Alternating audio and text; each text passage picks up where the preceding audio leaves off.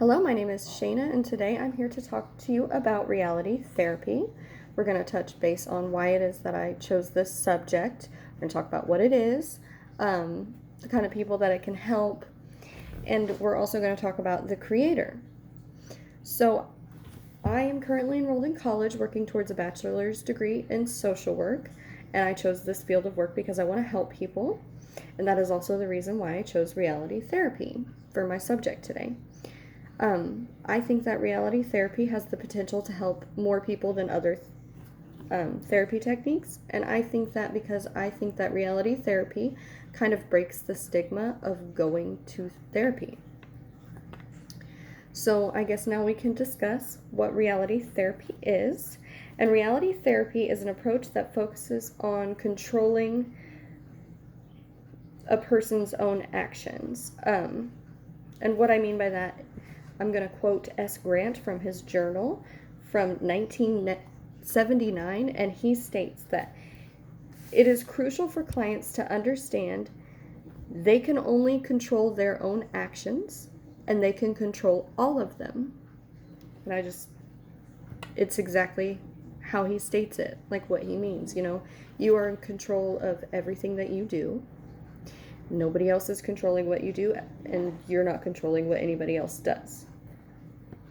So Grant also discusses in his journal how transference is not accepted in this therapy technique.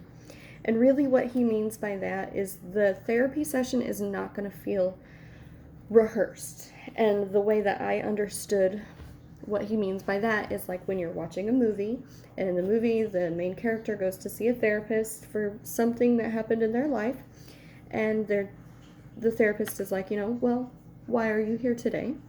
And they tell them what's going on, and they get their little notebook out with their paper or with their pen, and they start taking notes, and they're like, well, can you tell me how that makes you feel?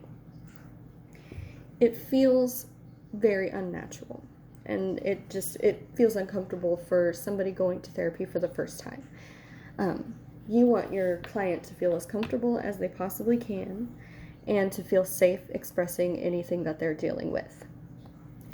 So, Yeshiva University, in their journal from 2021, discusses how 5 basic psychological needs need to be met in order to keep yourself from being in mental distress. So if these needs are not met, then you're likely to become mentally distressed. So these 5 needs are survival, satisfaction, love, power, and freedom. And basically those entail your day-to-day relationships, how you are satisfied with your life, your love life, if you're in control of what's going on. It goes a lot more in depth. So Yeshiva University states in their journal that the reality therapy approach is based on the premise that changes in personal behavior will help improve personal relationships, fulfilling personal needs to reduce the symptoms of mental distress. So they're saying if you make the changes and you make sure your 5 needs are met, it will not only help yourself, but it will help your relationships that you have. They also believe that little research has been done to test the effectiveness of this technique, and they think that it's possibly rejected by a lot of people in the psychological community because it kind of undermines mental illness, kind of like rejects the belief, because they're stating that every action that you choose to do is your choice. And when it comes to mental illness, it says the opposite. It's like, well, there's some kind of imbalance that's causing you to feel this way, and feeling that way is what's causing you to do these actions. So you can kind of understand why a lot of people are rejecting the technique. But despite being it rejected, a lot of people accept it and they use it in a lot of different settings. And the settings are like education, employment. They use it in individual therapy. They use it for addiction. You've got relationships, family, and parenting. So during the therapy sessions, when using this technique, the therapist is going to focus on the present, and they're not going to focus on the past. They are going to discourage blaming and complaining. And they're going to stay positive and try to show you different ways to behave in your day-to-day life to meet the 5 basic needs that you need met. And honestly, most of those things are things that any therapist using any technique should be doing, except for the not looking into the past. A lot of therapists are going to want to know about your past. So now that we've discussed reality therapy and a little bit about what it is, we're going to discuss the man who created it, and his name is William Glasser. So in Stafford's Journal from 2013, he discusses the history of William Glasser and that he began his psychiatry training in Los Angeles as a resident at the Brentwood Veterans Neuropsychiatric Hospital at the University of California. So he discusses that after his residency, which I don't know if anybody knows, but that takes years to accomplish a residency, he actually rejected everything that he had learned. He disagreed. He didn't want to believe it. So then Stafford talks about how in the 50s and 60s, Glasser worked at a delinquent girls' school that he started to test his own therapeutic methods at this girls' school.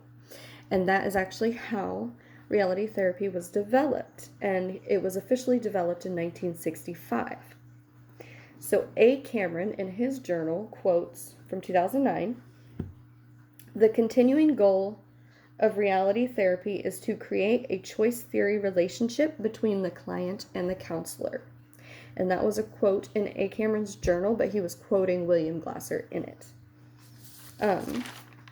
So Cameron then goes on to describe choice theory and how it provides like a blueprint to create a therapeutic alliance by putting the focus on what Glasser calls the 7 helping habits.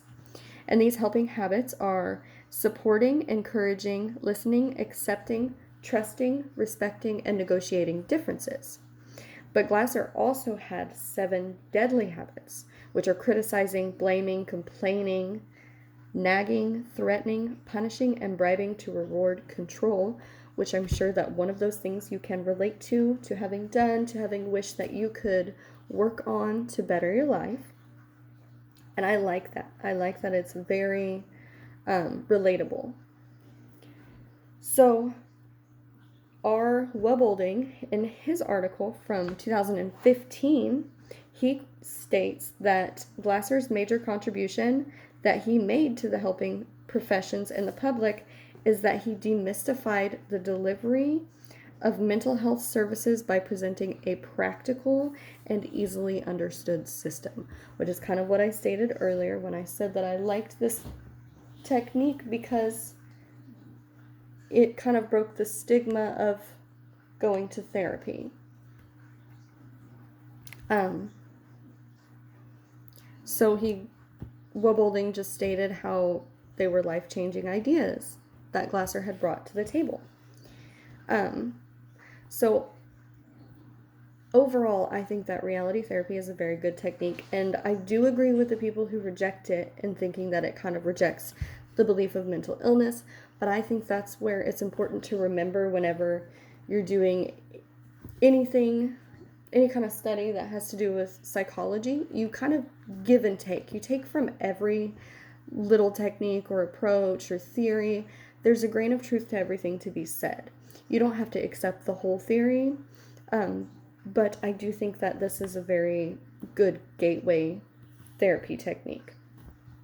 So thank you for joining me today and learning about reality therapy and William Glasser, who I found very interesting.